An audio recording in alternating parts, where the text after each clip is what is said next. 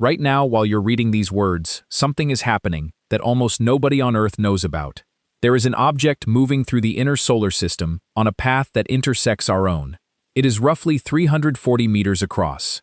That is not large by cosmic standards. It is large enough to be a problem. It crosses Earth's orbit on a cycle that has been running for millions of years.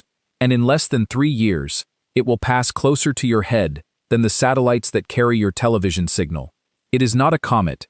It is not a piece of space junk. It is not something we launched. It was here before the telescopes that found it, before the observatory that lost it, before the scale we invented to rank how much danger we are actually in. Here is the number that matters.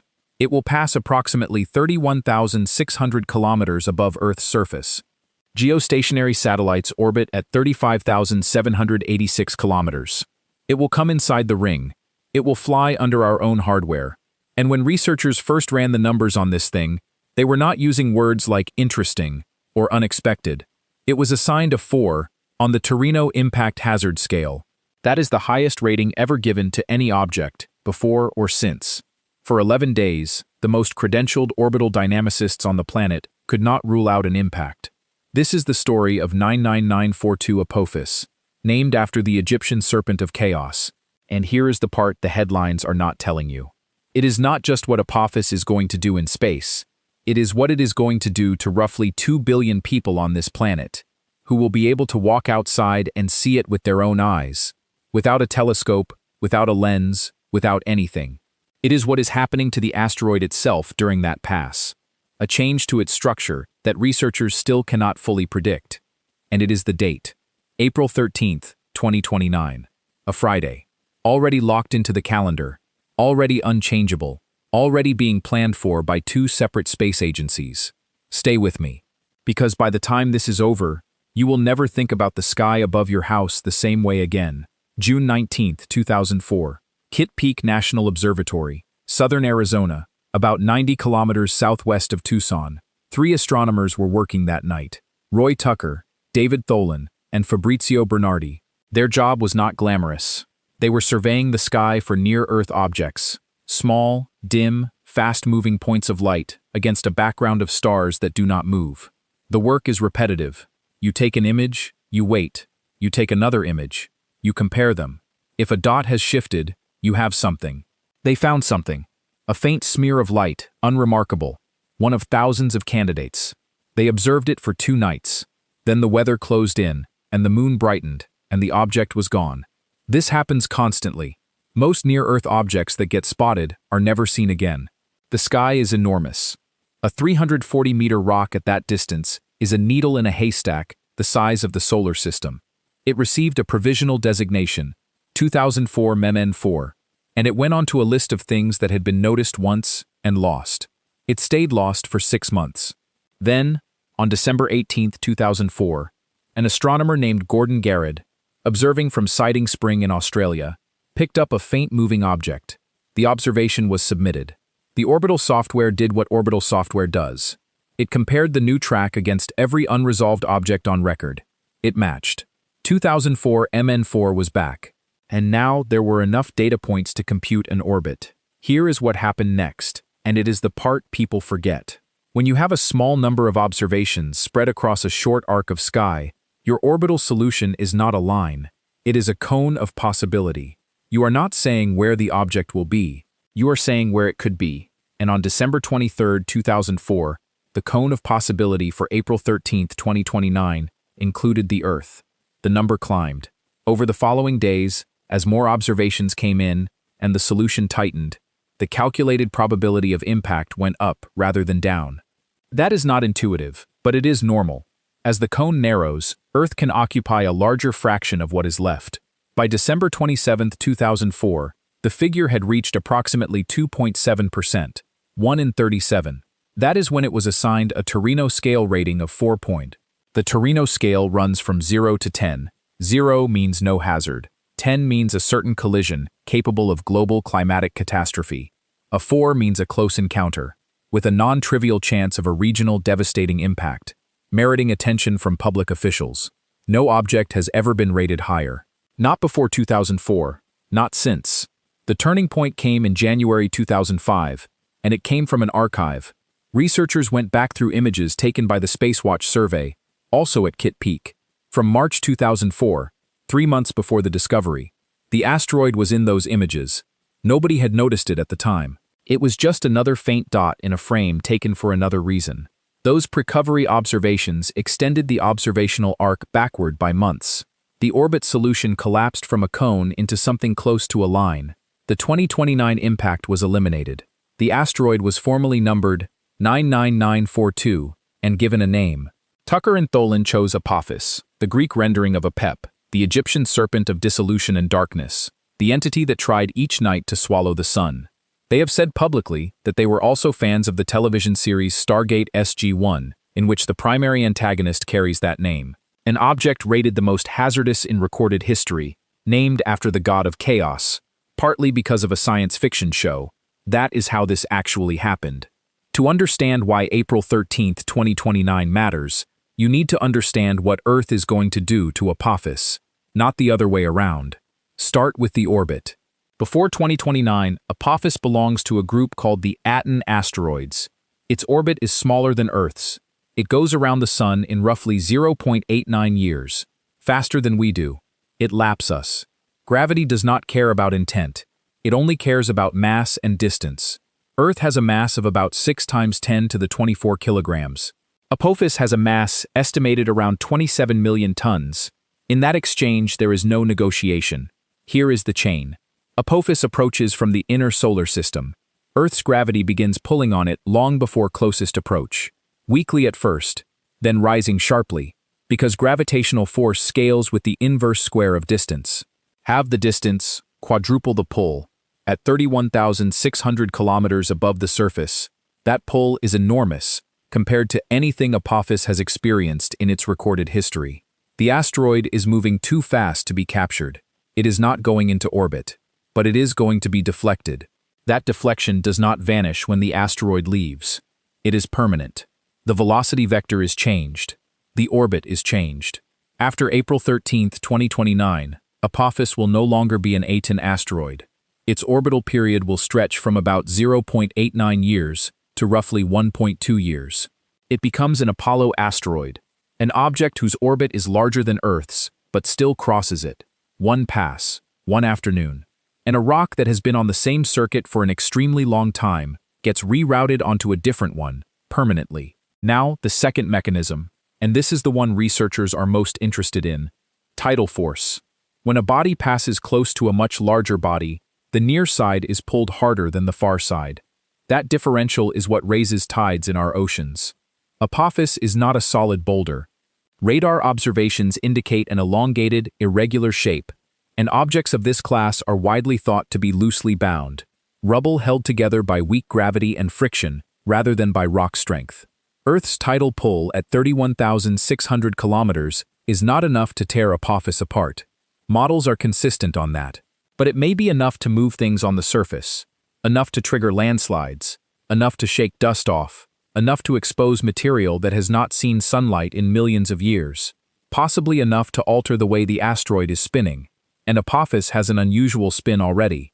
It is not rotating cleanly around one axis. It is tumbling, what researchers call non-principal axis rotation, with a primary period on the order of 30 hours. Nudge a tumbling rubble pile with a tidal force, and the outcome is not simple to predict. Researchers still cannot fully explain what the surface will do. The models disagree on the magnitude. Some suggest widespread resurfacing, some suggest almost nothing visible, which is exactly why 2 spacecraft are being sent to watch. Let me explain why nailing down Apophis was so difficult. Because the difficulty is the story. You are trying to determine, years in advance, the position of a 340-meter object to within a few kilometers, at a distance where it appears as a point of light with no measurable disk. You cannot see its shape optically. You cannot see its surface. You are inferring everything from how a dot moves. The tool that solves this is radar. You transmit a signal, you wait for the echo, and the timing gives you distance, with extraordinary precision, far better than optical astrometry. For decades, the 2 instruments capable of this at planetary distances were Goldstone in California and Arecibo in Puerto Rico. On December 1, 2020, the Arecibo Observatory collapsed. The suspended platform fell into the dish. The most sensitive planetary radar receiver on Earth was gone. 3 months later, in March 2021, Apophis made a distant pass, around 17 million kilometers, roughly 44 times the distance to the Moon. It was the last good look before 2029, Goldstone transmitted. The Green Bank telescope in West Virginia received. It worked. The precision that came back was severe. The team, including Marina Brozovic and Davide Farnokia, at NASA's Jet Propulsion Laboratory, constrained the asteroid's distance to within roughly 150 meters.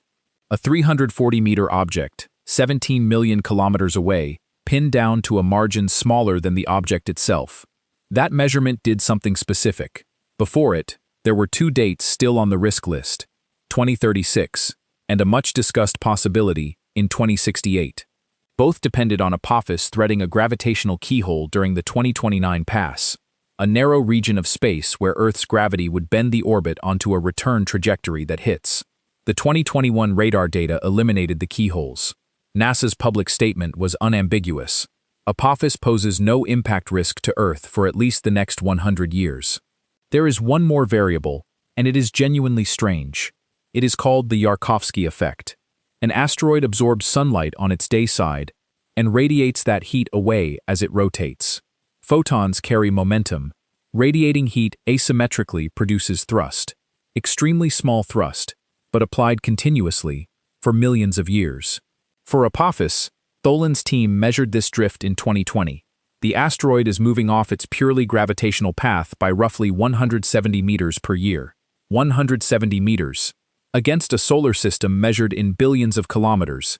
It sounds like rounding error. It is not. Project it forward across decades, and it becomes the difference between one trajectory and another entirely. Every long-term prediction for Apophis has to account for heat radiating off a tumbling rock. That is the level of precision required here.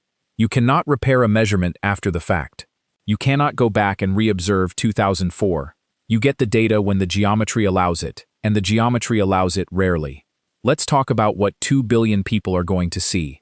On April 13, 2029, Apophis will be visible to the unaided eye. Not through a telescope. Not through binoculars. Visible the way a star is visible. It will reach an apparent magnitude of roughly 3.1. For reference, the faintest stars visible from a dark rural site are around magnitude 6. The stars of the Big Dipper sit around magnitude 2. Apophis will be dimmer than those, but comfortably within naked eye range under decent conditions. It will not look like a rock. It will look like a moving star, a point of light tracking steadily across the sky, fast enough that you can see it move against the background in real time. The visibility path favors Europe, Africa, and Western Asia. Best estimates put the number of people in a position to observe it around 2 billion. Here is the comparison that puts it in scale. The International Space Station orbits at roughly 400 kilometers and is easily visible. Apophis will be almost 80 times farther away than the ISS, and still visible, because it is roughly 3.5 football fields across, rather than the size of a football field. This has never happened in recorded history. Objects this size do pass this close. The statistical estimate is roughly once every 7,500 years for a given object of this class. Humanity has simply never had the instruments, the warning, or the calendar to know one was coming. We are the first generation that gets to schedule it. What remains unexplained is smaller and more specific. Exactly how bright it will be. Brightness depends on the asteroid's reflectivity and on which face is turned toward us. And it is tumbling. The light curve is going to do things the models can only bracket. Now the part that is genuinely uncomfortable. And I want to be precise about it because this is where exaggeration usually starts. Apophis is not going to hit Earth. That is settled. The radar data closed it. But it is worth understanding what the 2004 scenario actually represented, because that is why anyone paid attention in the first place. An object of roughly 340 meters, with an estimated mass around 27 million tons, arriving at typical impact velocity, carries kinetic energy in the range of 1,000 megatons of TNT equivalent. The largest nuclear device ever detonated, the Tsar Bomba, in 1961, yielded approximately 50 megatons. This is not an extinction event. It is not the Chicxulub impactor, which is estimated at around 10 kilometers across, roughly 30 times the diameter of Apophis, and because volume scales with the cube of diameter, tens of thousands of times the mass. Apophis is in a different category. It is a regional event, an ocean impact producing a serious tsunami, a land impact producing a devastated area on the scale of a small country's worth of territory. That is the category the Torino scale calls regional devastating. That is what a 4 means. And here is the honest part. The 2.7% figure from December 2004 was never a prediction of impact. It was a statement about the width of a probability distribution. 97% of the solutions missed. The number went to 0 as soon as the March 2004 Precovery images were found. That is what the system is designed to do. Find the object, extend the arc, collapse the uncertainty. It worked, in 3 weeks. What remains sobering is the counterfactual. Apophis was found in 2004 because 3 people were looking. If it had been discovered in 2027 instead, with 2 years of warning rather than 25, the entire conversation would be different, and there would be very little anyone could do about it. So 2 agencies decided to go look at it directly. The first spacecraft is already flying. OSIRIS-REx launched in 2016, traveled to the near-Earth asteroid Bennu, collected a surface sample, and delivered that sample to Earth on September 24, 2023. The capsule landed in the Utah desert. The spacecraft itself did not land. It released the capsule, fired its engines, and kept going. It still had propellant. It still had functioning instruments. NASA renamed the mission OSIRIS-APEX, Apophis Explorer, and pointed it at a new target. It is scheduled to arrive at Apophis shortly after the April 2029 close approach. It will study the asteroid after the encounter, after Earth's gravity has done whatever it is going to do. And then it will do something aggressive. The plan is to descend close to the surface and fire its thrusters at the ground, blowing away surface material to expose what lies beneath. No sample return. Just the exposure of subsurface material to instruments that can analyze it. The second mission is European. ESA's Ramses, Rapid Apophis Mission for Space Safety, is designed to do what OSIRIS-APEX cannot, be there before. The plan calls for launch in 2028 and arrival at Apophis in early 2029, ahead of the close approach. The spacecraft would rendezvous, characterize the asteroid's shape, spin state, and internal structure, and then simply hold station and watch as Earth's gravity works on it. Before, during, after. We have never observed a natural experiment like this. You cannot build a tidal encounter in a laboratory. You cannot apply Earth-scale gravity to a rubble pile on demand. Apophis is going to do it for us, once, on April 13, 2029, at 31,600 kilometers, and then it is going to leave. If the spacecraft is not there, the data does not exist.